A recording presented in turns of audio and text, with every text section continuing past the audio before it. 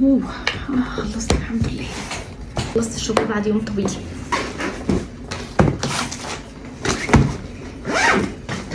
الحمد لله ان انا لقيتك هنا بجد.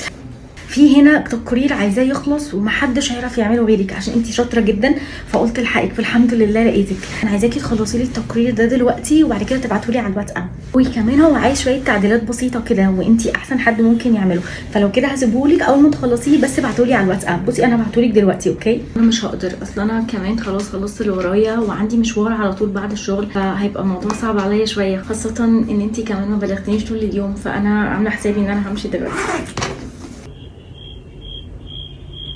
على فكره هو هيخلص على طول، يعني ما فيهاش حاجه لو عملتيه وبعتهولي. هو عامه ما كانش هياخد منك وقت طويل وانتي شاطره كنت ممكن تخلصيه على طول. عامه تمام، بس لو انا كنت مكانك ما كنتش هقول لك لا وكنت هخلصه لك. ايوه عملتها عادي، يعني ما حد يطلب مني حاجه ومش مبلغني قبلها وده ميعاد ان انا امشي فيه، اكيد مش هقول اوكي وهقعد وقت زياده من غير ما اكون مبلغه قبلها. اكيد انا عندي كمان حاجات مهمه، مش حاجه الناس التانية اهم من حاجتي. باي. كتير من حقنا نقول لا بطريقه لطيفه لو ده اوفر تايم، بالذات لو احنا مش متفقين عليه من قبل كده. اكتبوا لي رايكم في الكومنتس. باي.